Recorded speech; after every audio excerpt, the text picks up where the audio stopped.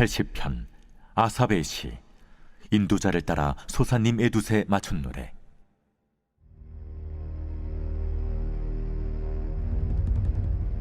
요셉을 양떼같이 인도하시는 이스라엘의 목자여, 귀를 기울이소서. 그룹 사이에 좌정하신 이여, 빛을 비추소서. 에브라임과 베냐민과 므낫세 앞에서 주의 능력을 나타내사 우리를 구원하러 오소서. 하나님이여, 우리를 돌이키시고 주의 얼굴빛을 비추사 우리가 구원을 얻게 하소서. 만군의 하나님 여호와여, 주의 백성의 기도에 대하여 어느 때까지 노하시리이까? 주께서 그들에게 눈물의 양식을 먹이시며 많은 눈물을 마시게 하셨나이다. 우리를 우리 이웃에게 다툼거리가 되게 하시니 우리 원수들이 서로 비웃나이다.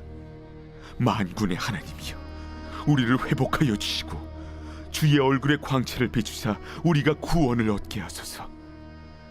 주께서 한 포도나무를 애굽에서 가져다가 민족들을 쫓아내시고 그것을 심으셨나이다. 주께서 그 앞서 가꾸셨으므로 그 뿌리가 깊이 박혀서 땅에 가득하며 그 그늘이 산들을 가리고 그 가지는 하나님의 백향목 같으며 그 가지가 바닥까지 뻗고 넝쿨이 강까지 미쳤거늘 주께서 어찌하여 그 담을 허시사 길을 지나가는 모든 이들이 그것을 따게 하셨나이까? 숲속의 멧돼지들이 상해하며 들짐승들이 먹나이다. 만군의 하나님이여, 구하옵나니 돌아오소서. 하늘에서 굽어보시고 이 포도나무를 돌보소서. 주의 오른손으로 심으신 줄기여, 주를 위하여 힘있게 하신 가지니이다. 그것이 불타고 배임을 당하며 주의 면책으로 말미암아 멸망하오니 주의 오른쪽에 있는 자, 곧 주를 위하여 힘있게 하신 인자에게 주의 손을 얹으소서. 그리하시면 우리가 주에게서 물러가지 아니하오리니 우리를 소생하게 하소서.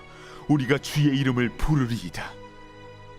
만군의 하나님 여호와여, 우리를 돌이켜 주시고 주의 얼굴의 광채를 우리에게 비추소서. 우리가 구원을 얻으리이다.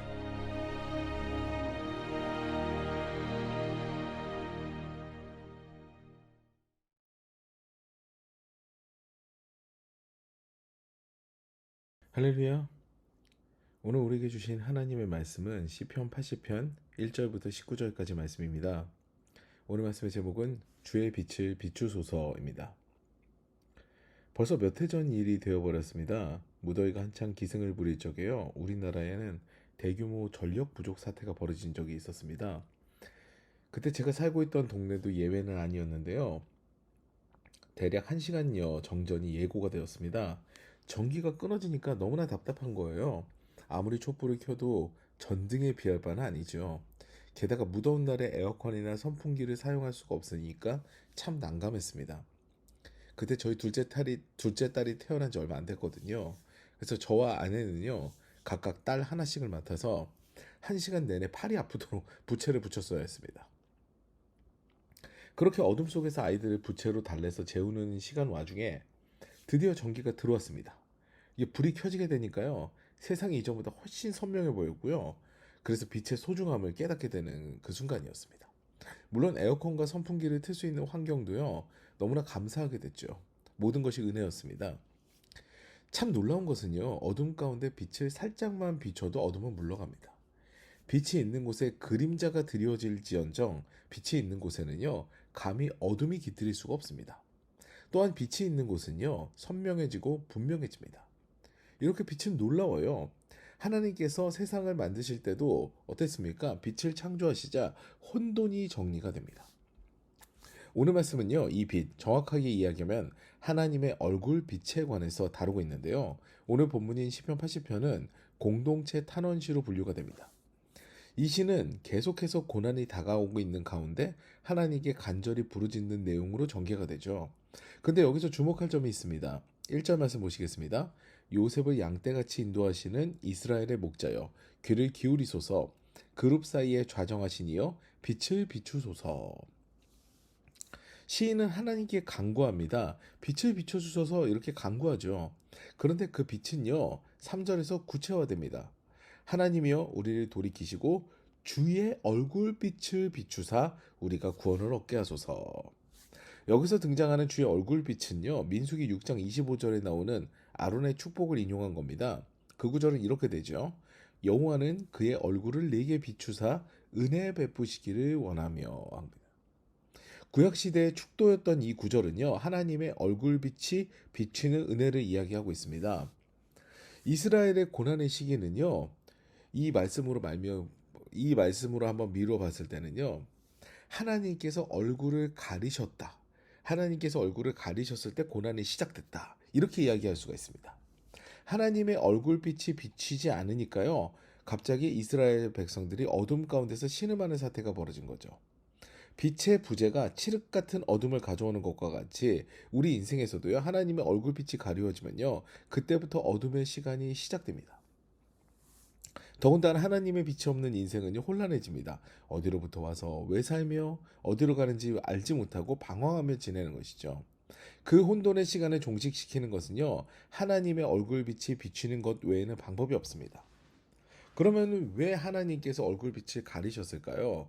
우리 가운데 죄악이 있다면은 하나님의 뜻과 반하는 행동, 하나님의 뜻대로 가지 않고 내 마음대로 내 인생을 살게 된다면요, 그때 하나님께서는 그 얼굴빛을 가리시는 거죠. 돌리시는 겁니다.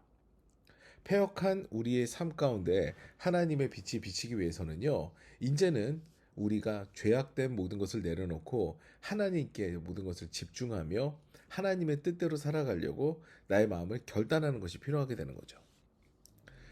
하나님께서 빛이 있으라 하시니 빛이 생기며 어둠이 물러나게 됩니다. 이렇게 하나님의 창조는요, 보이고 정돈되게 하시며 거룩하게 시작됩니다.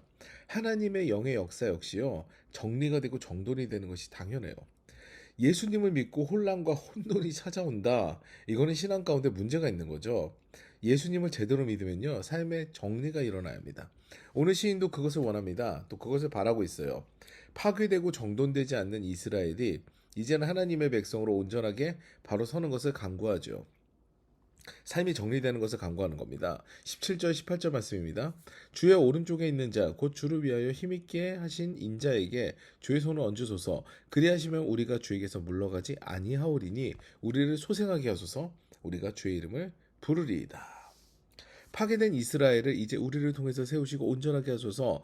나의 하나님이 되어주소서. 이런 간구를 드린 건데요, 이 시는요, 마지막에 이렇게 끝납니다. 만군의 하나님 여호와여 우리를 돌이켜주시고 주의 얼굴의 광채를 우리에게 비추소서. 기승전결이 전부 하나님의 얼굴빛이죠. 주님께서 얼굴빛을 비춰주셔야 우리가 진정한 구원에 이룰 수 있습니다. 이런 고백으로 이 시는 마무리가 됩니다. 사랑하는 여러분, 고난이 연속적으로 다가올 때요, 우리는 자포자기하는 심정으로 마음을 놔버릴 때가 있습니다. 그런데 이 문제는요, 하나님의 임재와 함께 더 이상 그 순간 이후부터는 나를 괴롭히지 못합니다. 하나님께서 얼굴을 비춰주셔서 삶의 정리와 정돈이 일어나고 그 빛의 인도하심 가운데 올바른 길로 나아가는 저 여러분 되시기를 주님의 이름으로 축원합니다.